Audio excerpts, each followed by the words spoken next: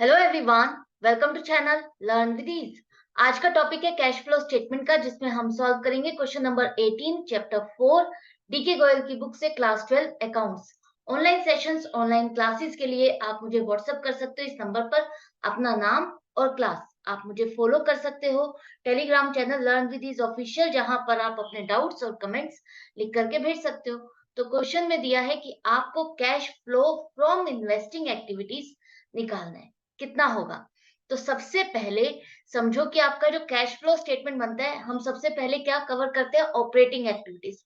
उसके बाद आपका आता है बी पार्ट, जिसमें cash flow from investing activities करना है। जिस एक्टिविटी, कौन सी एक्टिविटीज जिसमें आपकी ऑर्गेनाइजेशन ने इन्वेस्टमेंट की है, जैसे कोई आपने बिजनेस के लिए प्लांट एंड मशीनरी लगाया है तो उसमें पैसा खर्चा है, या आपने कोई कंपनी के शेयर खरीदे या डिबेंचर्स खरीदे, वो सब क्या है? आपकी इन्वेस्टिंग एक्टिविटीज है।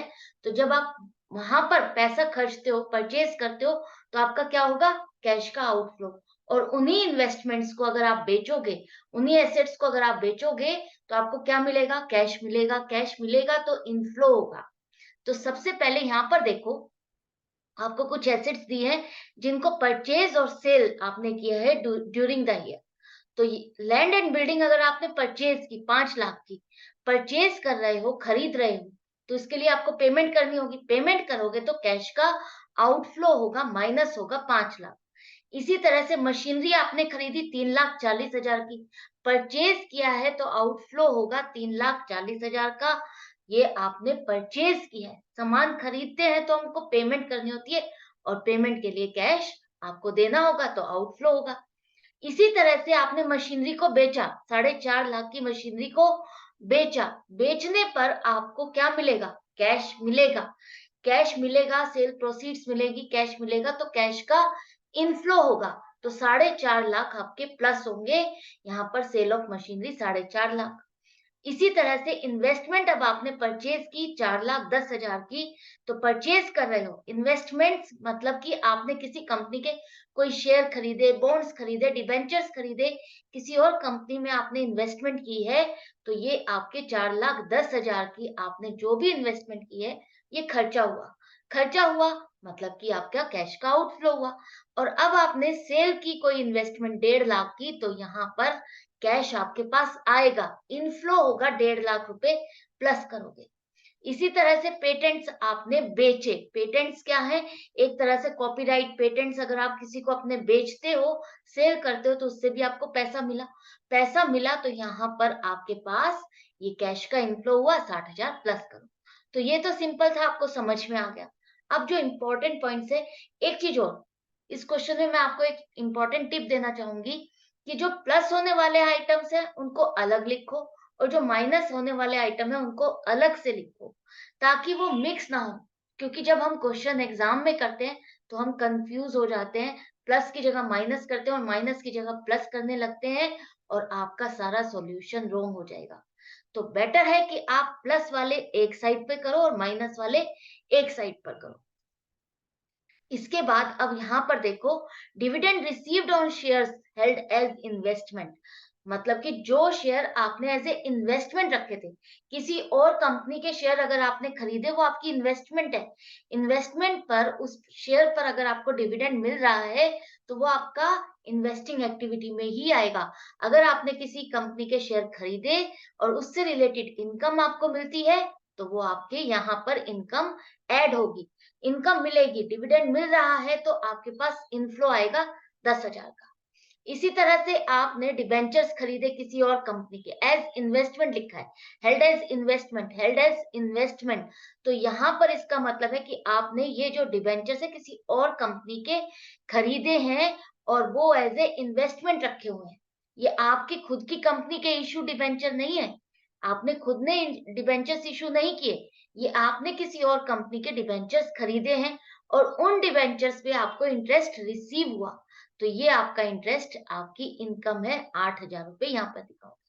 अब जो लास्ट में ये जो डिविडेंड है, ये dividend paid on equity share capital. ये डिविडेंड आपका किस पे है? आपने आपने दिया है, आपने पेमेंट की डिविडेंड। तो आपने किस पर की? जो शेयर्स आपने इश्यू किए, इक्विटी शेयर्स अगर आपने इश्यू किए पब्लिक को, तो आप उसको डिविडेंड दे रहे हो।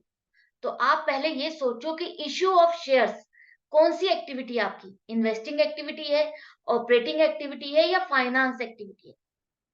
इश्यू ऑफ शेयर्स आपकी फाइनेंस एक्टिविटी है, जहां पर आप फंड्स इकट्ठा करते हो, फंड्स का अरेंजमेंट करते हो, ताकि आपके बिजनेस में आपको जो पैसा चाहिए आप उससे आगे उसको ऑपरेट कर सको। तो फंड्स को अरेंज करना आपका फाइनेंस एक्टिविटी में आएगा। और वहां पर जो पैसा आपने अरेंज किया उस पर जो आपको पेमेंट करनी पड़ती है, इंटरेस्ट पे करना पड़ता है या डिविडेंड पे करना पड़ रहा है, तो वो आपका फाइनेंस एक्टिविटी में आएगा, यहाँ इन्वेस्टिंग एक्टिविटी में नहीं आएगा। तो ध्यान से रीड करना है और आपको समझना है कि अगर आप डिविडेंड पे कर रहे हो तो वो इन्वेस्टिंग एक्टिविटी में नहीं आएगा, वो फाइनेंस एक्टिविटी में आएगा। और डिविडेंड रिसीव करते हो और यहाँ पर क्लियरली लिखा है इन्वेस्टमेंट के लिए, तो ये आपका इन्वेस्टिंग एक्टिविटी में आएगा। तो यही इंपॉर्टेंट था, ध्यान से रीड करना है, ध्यान से समझना है कि रिसीव है तो इन्वेस्टिंग है और पेड है तो फाइनेंस एक्टिविटी में आएगा। इसी तरह से इंटरेस्ट रिसीव है तो इन्वेस्टमेंट एक्टिविटी, और इंटरेस्ट पेड ऑन डिबेंचर्स वो आपका फाइनेंस एक्टिविटी में। तो अब यहाँ पर ये आपने सारा कुछ कवर कर लिया है। तो एंड में देखो आपका क्या आएगा। प्लस होने वाले आइटम्स आपने आउटर कॉलम में लिखा 6,78,000, माइनस होने वाले भी आपने आउटर कॉलम में लिखे 12,50,000। यही आएगा ना, 12,50,000। अब इन दोनों का नेट करने पर आपके पास जो आ रहा है वो ये आ रहा है, माइनस में आएगा, सॉरी ये माइनस में करोगे, ये ब्रैकेट्स में लिख लेना। ब्रैकेट में आएगा आपका ये cash used in investing activities. क्या आएगा ये, ब्रैकेट में आएगा आपका cash used in investing activities. मतलब कि यहाँ पर देखो माइनस जो आपका आउटफ्लो हुआ है कैश का इन्वेस्टिंग एक्टिविटी में वो ज्यादा है, और इनफ्लो इन्वेस्टिंग एक्टिविटी में कम हुआ है आपका।